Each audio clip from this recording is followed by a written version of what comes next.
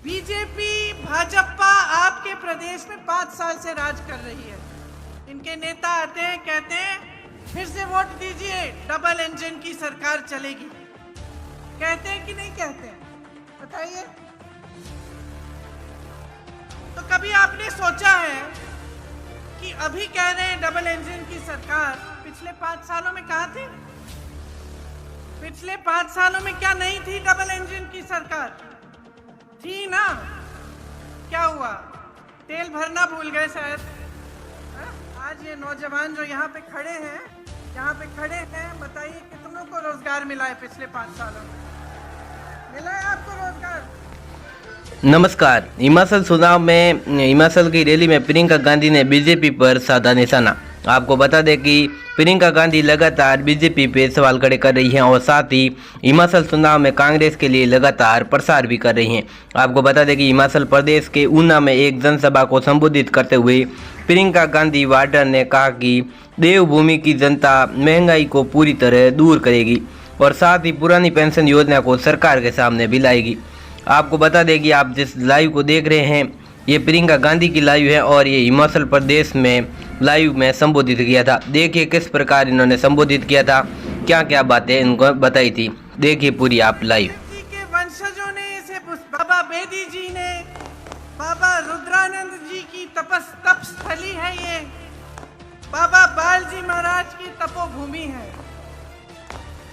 इस धरती ने, जिसे देवी देवताओं की, संतों की धरती कहते हैं, इस धरती ने आपको एक बहुत बड़ी परंपरा, सच्चाई को परखने की परंपरा। संत महात्मा क्या कहते थे कि अपनी जीवन की सच्चाई समझो, अपनी परिस्थितियों को समझो और सत्य के रास्ते पर चलो। यही आपकी पुरानी परंपरा है। जो गलत है, जो सच है, इन दोनों को पहचानने की परंपरा। तो आज ये मौका आ गया है, चुनाव है, लेकिन हर 5 साल चुनाव आता है। इस चुनाव में कौन सी बड़ी बात है? ये चुनाव आपका भविष्य तय करने वाला चुनाव है। आप यहाँ इतनी जोर से नारा दे रहे हैं, जब जब ओपीएस का नाम उठता है आप नारा देते हैं, आप तालियां बजाते हैं। क्यों? क्योंकि ये आपकी मांग है, ये आपकी मांग है जो ठुकराई जा रही है। अगर ये कांग्रेस के प्रदेशों में ये मांग पूरी हो सकती है, अगर पुरानी पेंशन आपको मिल सकती है कांग्रेस के प्रदेशों में, तो बाकी प्रदेशों में क्यों नहीं मिल रही? इस सच्चाई को समझिए। बीजेपी भाजपा आपके प्रदेश में 5 साल से राज कर रही है। इनके नेता आते हैं, कहते हैं फिर से वोट दीजिए, डबल इंजन की सरकार चलेगी। कहते हैं कि नहीं कहते हैं, बताइए। तो कभी आपने सोचा है कि अभी कह रहे हैं डबल इंजन की सरकार, पिछले 5 सालों में कहाँ थी? पिछले 5 सालों में क्या नहीं थी डबल इंजन की सरकार? थी ना। क्या हुआ? तेल भरना भूल गए शायद। इंजन में तेल नहीं गया, क्योंकि देश का सारा तेल बड़े में दे रहा है। पहचानिए सच्चाई को। आज ये नौजवान जो यहाँ पे खड़े हैं, बताइए कितनों को रोजगार मिला है पिछले 5 सालों में? मिला है आपको रोजगार? नहीं मिला ना। तो सरकार का सबसे पहला कर्तव्य क्या होता है जनता के प्रति? सबसे पहला कर्तव्य क्या होता है जनता के प्रति? नौकरी सबसे बड़ा। क्यों? मेरी बहनें बैठी हुई हैं, आप अपने बच्चों की परवरिश क्यों करते हैं? प्रेम से उनकी देखभाल करते हैं, उनको शिक्षित करते हैं। क्यों? ताकि उनका भविष्य बने, बड़े होकर वो आत्मनिर्भर हो, आपका भी देखभाल करें।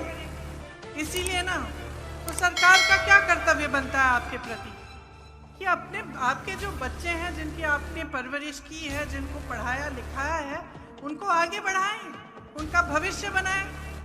लेकिन ये भाजपा की सरकार जो 5 सालों के लिए यहाँ चल रही है, केंद्र में भी है, तमाम साधन है इनके पास, लेकिन इनके राज्य में 63,000 पद खाली हैं, 63,000 रोजगार नौकरियां खाली हैं।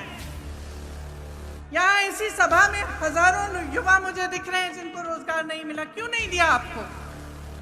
खाली क्यों रखे हैं ये पद?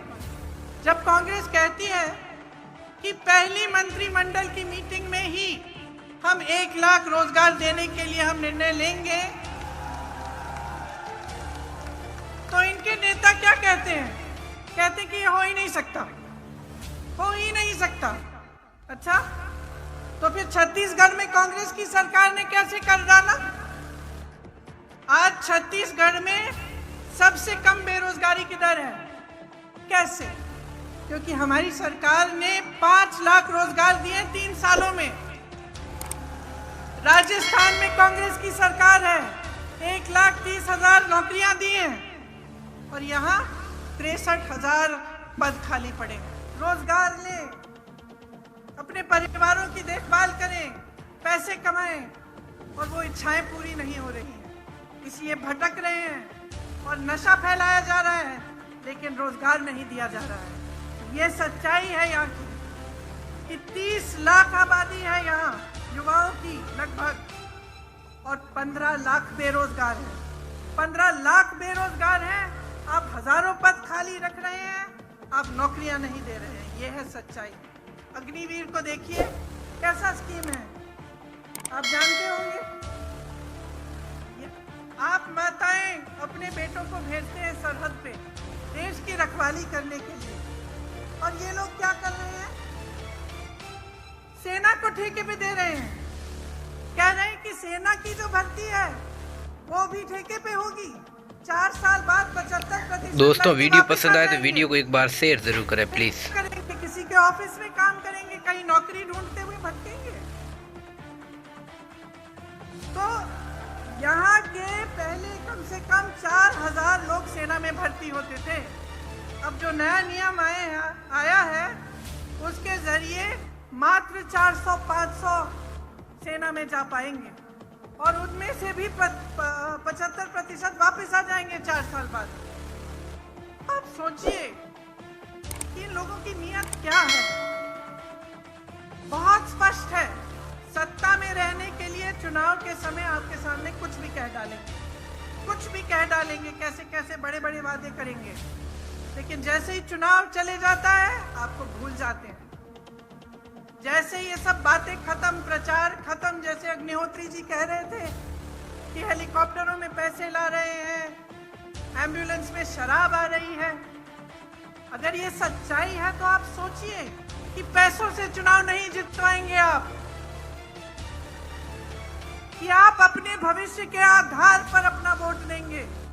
आप शिक्षित हैं, समझदार हैं।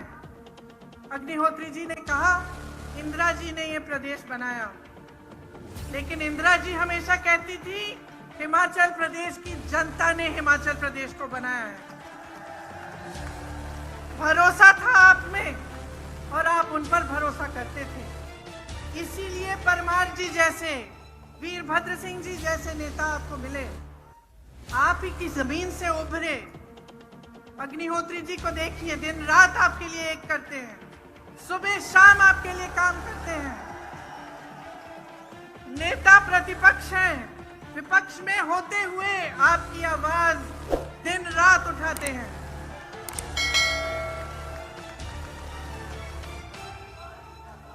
और भाजपा के नेताओं को देखिए, यहां इस धरती पर आकर क्या कहते हैं? झूठे वादे करते हैं और आपसे कहते हैं कि दवाई बार बार बदलने से बीमारी नहीं छूटती। कौन बीमार है भाई? बीमार हो? क्या हिमाचल प्रदेश बीमार है? क्या हिमाचल प्रदेश की जनता बीमार है? देखिए किस नजरिए से आपको देखा जा रहा है, कि आपको बताया जा रहा है कि बीमार हो, दवाई बदलते मत रहो, वही पुरानी दवाई खाते जाओ। ये बताया जा रहा है आपको, समझ लो, गुमराह किया जा रहा है। आज हिमाचल प्रदेश घाटे में है, 70,000 करोड़ का कर्ज है। प्रदेश के 20 निगम और बोर्ड घाटे में हैं। कर्मचारियों को दिवाली का डीए नहीं मिला। एचआरटीसी के कर्मचारियों को अभी तक इस महीने का ध्यान से सुनिए, ध्यान। लेकिन घोटाले ही घोटाले हैं। कोरोना के समय पीपीई किट में घोटाले हुए, पुलिस भर्ती में घोटाला हुआ, शिक्षक भर्ती में घोटाला हुआ, खनन के तमाम घोटाले हैं। ये स्थिति है और आपसे कहते हैं दवाई मत बदलिए, जैसे कि आप बीमार हैं। इन्होंने क्या परिस्थिति बना दी है हिमाचल प्रदेश के नौजवानों की, हिमाचल प्रदेश के भविष्य की। किसान, बागबान, छोटे व्यापारी सब मुसीबत में हैं। किसी से भी पूछ लीजिए पिछले 5 सालों में क्या आपने तरक्की की, क्या आपका बिजनेस बढ़ा, आपको रोजगार मिला। सब मना करते हैं, किसी की तरक्की नहीं हुई है। तो जब ये असलियत है और असलियत आपके सामने है, आप जी रहे हो इस असलियत को, तो आप इस असलियत को बदलते क्यों नहीं? बदलोगे? तो दोस्तों, आपने पूरी लाइव देखी है तो आपको समझ में आ गया होगा कि किस प्रकार प्रियंका गांधी ने बीजेपी को ये निशाना साधा और उन पे आग बनकर बरसे। आपको बता दें कि इस वीडियो को एक बार प्लीज़ शेयर ज़रूर करें, साथ ही इस वीडियो को लाइक करके अपने साथियों में, सभी साथियों में शेयर कीजिएगा और हमें सब्सक्राइब और फॉलो करना ना भूलें। जय हिंद, वंदे मातरम।